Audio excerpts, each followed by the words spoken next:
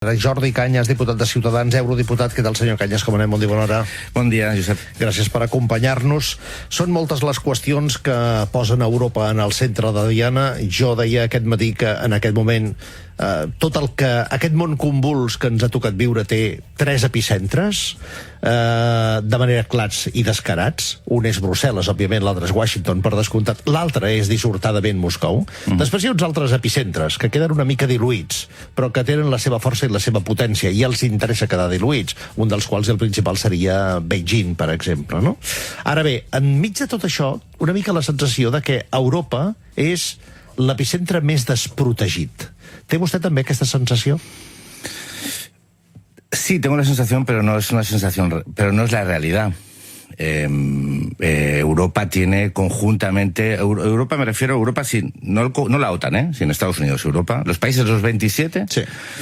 Tiene una mayor capacidad militar convencional que la URSS, prácticamente la dobla. Lo que no tiene és una capacitat nuclear, salvo França. Però no té un exèrcit propi. No. Borrell diu que s'ha d'invertir... Que potser no s'ha d'invertir més en seguretat o en defensa... Perdó, no s'ha d'invertir més en defensa, més en canvi sí en seguretat, però és cert que aquesta inversió no és a nivell de la Unió Europea, sinó dels seus estats membres. Però la Unió Europea sembla que ha declinat, ha externalitzat aquest servei a l'OTAN. I l'OTAN avui té la sol·licitud d'entrada de Finlàndia i Suècia des de fa exactament 2 hores i 20 minuts. Sí, Borrell ha asumido desde su rol como alto representante y especialmente a través del concepto de brújula estratégica la necesidad de que Europa tome conciencia de la necesidad de seguridad, de invertir en seguridad, de invertir los 27, invertir más e invertir mejor. Hay que invertir más, porque muy pocos países de la Unión Europea están por encima de la inversión comprometida, del 2% del PIB. Alemania no, España tampoco, Italia tampoco, básicamente Francia y los países, ex-países del este, sí, pero hay que invertir más, pero hay que invertir mejor, de una forma coordinada, porque si no, y esto lo advertía Josep esta semana, corremos el riesgo de gastar mucho, pero gastarlo mal. Sí. Y es la hora de pensar en una defensa coordinada donde las inversiones sirvan, además de para tener una capacidad defensiva suficiente y coordinada, ser capaz de ser un motor económico de Europa. Que eso es una cosa muy importante, que muchas veces no se significa. La capacidad de la autonomía estratégica y de la soberanía estratégica europea en materia de defensa significaría también un desarrollo tecnológico e industrial muy potente que tendría que coordinarse en el conjunto de los países para no solapar capacidades. Por ejemplo, hay proyectos, la Unión Europea ha puesto en marcha proyectos para coordinar esas políticas de defensa, por ejemplo, en sistemas de armas navales comunes, sistemas de carros de combate comunes, para no gastar cada país desarrollando cada uno de ellos. Per optimitzar recursos, per entendre'ns, no? Fem una compra col·lectiva. Compra i desarrollo col·lectiu. Sí. De tota manera, com que l'Eurocambra, a través dels seus partits, acorda una resolució on demana la posada en marxa de nous fons europeus de recuperació, si d'una banda tenim la necessitat de més fons europeus de recuperació centrats en la transició energètica, d'altra banda tenim més diners necessaris per invertir en controlar millor la seguretat. Esclar, tot això vol dir més diners, vol dir més pressupost. Això vol dir que ho hem de pagar tots els ciutadans europeus. Bueno, es que todos los ciudadanos ¿Vol dir més impostos? No, tiene que significar, por ejemplo, estamos hablando de presupuestos nacionales y presupuestos de la Unión Europea, que son dos cosas diferentes. La Unión Europea se financia parte por los presupuestos, los recursos que vienen de los estados, pues por algunos impuestos propios. Ya con el debate sobre la necesidad de las inversiones en los fondos de Next Generation EU, la Unión Europea se ha querido dotar de mecanismos financieros propios para poder hacer frente a sus compromisos globales, ¿no? Por lo tanto, y eso, por ejemplo, en temas como impuestos en frontera, de carbono en frontera, es decir, creación de nuevos impuestos que no afecten necesariamente a los ciudadanos, pero que permitan más recursos. Y después, explicando a la ciudadanía y a los ciudadanos que la seguridad es una necesidad. Es decir, no es una posibilidad. Vivimos en un mundo que siempre ha sido convulso. Hemos vivido ya no tanto en la ficción de seguridad, sino en una seguridad financiada por Estados Unidos en buena parte. Y eso se ha terminado. Se terminó ya con Trump, que ya nos advirtió a los europeos de que nuestra seguridad nos la teníamos que pagar nosotros, cosa que es razonable también. Y cosa que es razonable si además queremos ser un poder global.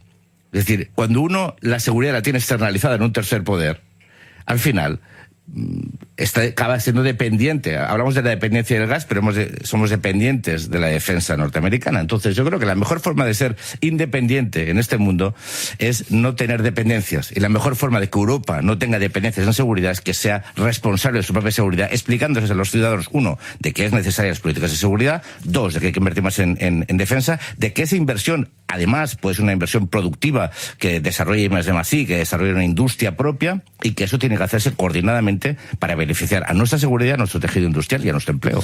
Avui a les 8, Suècia i Finlàndia han demanat el seu accés, han formalitzat la sol·licitud del seu accés a l'OTAN. Per tant, aquesta externalització de defensa europea a partir de tot el que està passant a Ucraïna i a partir de la invasió de Rússia. No deixa de ser curiós i paradoxal que demà els màxims responsables dels seus respectius governs se'n vagin a Washington a parlar-ho amb el senyor Biden. Esclar, dos estats membres de la Unió Europea que per una guerra a Europa i d'Europa demanen formar part de l'OTAN després de molts anys de neutralitat, una forçada i l'altra volguda, i que demà se'n vagin a Washington a acabar-ho d'arreglar tot. Els serrells els anem a parlar amb el senyor Biden. Home, paradoxal sí ho és, senyor Cañas. Bueno, a ver, primero, esto es una guerra que se está desarrollando en Europa, pero no es una guerra europea. ¿N'està segur? Totalmente seguro. Es tan evidente como una buena parte del material de defensa que está llegando a Ucrania y que le está permitiendo revertir la situación es norteamericana. Es decir, es una guerra que se desarrolla, el teatro de operaciones es en Europa, es en Ucrania, desgraciadamente para los ciudadanos no és una guerra que els Estats Units tenen un especial interès que passi precisament a Europa? Mentre Europa assisteix, vostè diu que no és una guerra europea, però sí que passa al territori europeu, d'un estat que, d'altra banda, que pateix aquesta guerra, que voldria pertànyer a la Unió Europea, que es busca la manera com encaixar a la Unió Europea, però no pertany a la Unió Europea. Però això no vol dir que no sigui territori europeu. No, però jo intento diferenciar lo que es una guerra que se desarrolla en territorio europeo, pero que no es europea. Pena, muy sencillo. En Egipto, que ahora tienen problemas con suministro de grano y por lo tanto un incremento de precios en cosas básicas como el pan o como viene derivado de la guerra de Ucrania. En la India, que acaban de cortar las exportaciones de grano, es derivado de la India. Los incrementos de precios en commodities, en materias primas de primera necesidad, están provocados por... Entonces, yo creo que tenemos que empezar a pensar en global. Mira, cuando a veces hablamos de Europa, nos dicen, no, o sea, Europa ya no es política exterior. O sea, lo que pasa aquí en Bruselas no es política exterior. A veces parece que en España esto es política exterior, es político interior. Y ahora mismo los conflictos son globales. Los conflictos no se suceden en territorios, por ejemplo, europeos, a veces con estados proxies, es decir, con actores proxies, que no son directamente los implicados, pero que afectan globalmente. Y entonces nadie está a salvo de un conflicto en Ucrania, nadie está a salvo de un conflicto en Asia, por ejemplo en Taiwán, si lo hubiese, nadie estará a salvo. Nadie está a salvo. Nos afecta a todos. Afecta al comercio internacional, afecta a nuestras exportaciones, afecta a nuestras importaciones, afecta al sistema financiero. Es decir, y eso también es una pedagogía que debemos a veces realizar, tanto políticos como medios de comunicación, de entender, de explicar a nuestros conciudadanos de lo que pasa en el mundo, nada les es ajeno ya. En Europa, evidentemente, una buena parte de lo que ellos sufren o se benefician se debate en Europa. Pero es que ya en el mundo es nuestro espacio de interacción. Y ya eso se ha acabado, o sea, siempre ha sido así, pero ahora más que nunca. Doncs precisament per això som avui emetent des del Parlament Europeu, per parlar d'aquesta política interior que és Europa. En aquesta política interior, el Parlament Europeu avui rebrà la visita aquesta tarda del president de la Generalitat, que demà es reuneix amb eurodiputats, entre els quals no hi és vostè. No me ha invitado a la... No sé si sea recepción o reuniones bilaterales. Me he enterado por la prensa. Ell ha dit aquest matí en aquest programa, que ha participat abans de venir cap a Brussel·les des del Palau de la Generalitat, que ell es reunia amb partits polítics, amb eurodiputats de partits polítics que estaven per un consens de país i que el Partit Popular i vostès no estan per aquest consens de país en les línies estratègiques de país. Pero es que ese es el problema. Mira, le voy a decir lo que pone el consenso, la acepción de consenso. Acuerdo o conformidad en algo de todas las personas que pertenecen a una colectividad. Cuando el señor Pere Aragonés dice que nosotros no formamos parte de ese consenso, no está diciendo que no pertenecemos a esa colectividad. Ese es el verdadero problema que tiene Pere Aragonés y el separatismo en Cataluña, que considera que aquellos que no piensan como ellos no forman parte de la colectividad. Y eso no solo es un problema, es un peligro. Yo tengo tanto derecho, mire, a mí personalmente reunirme con Pere Aragonés no me interesa en absoluto. O sea, cero. Es más, probablemente si me hubiera invitado hubiera dicho que no. Pero su obligación institucional es en invitarme. No hacerlo no es una desconsideración hacia mí, que personalmente me da lo mismo, sino hacia los votantes catalanes que votaron a este diputado por estar aquí, que tienen el derecho a que ese diputado decida si quiere o no reunirse. No proponerlo simplemente determina su baja altura política. A partir de la seva definició de consens, que veig que ha buscat en el diccionari... A partir de les seves definicions, vostè creu que això justificaria, en condicional, que s'hagués espiat Aragonès? Si fuera un presunto delincuente, no sería espionaje, sería un seguimiento legal. ¿Qué pensa del caso Catalangate, ahora Pegasus? Primero, que no existe el caso Catalangate. El caso Catalangate es una más de las campañas de propaganda del separatismo. Lo que puede existir son unas vigilancias ilegales, que entonces serían espionaje, que a mí me gustaría, como ciudadano que quiere vivir en un Estado democrático de derecho, que se aclare. Mire, cuando se utiliza un programa de seguimiento o de espionaje, como yo creo que son de seguimiento, legalmente, eso no es espionaje. Es decir, en Cataluña, del 15 al 17 están pasando cosas tan graves que yo espero que los servicios de información hayan utilizado todos los medios legales para intentar tener la información suficiente para evitar un delito. No lo evitaron finalmente, desgraciadamente. Pero yo diferenciaría el uso legítimo de instrumentos de seguimiento con el uso ilegítimo. El uso legítimo sería espionaje y eso es punible.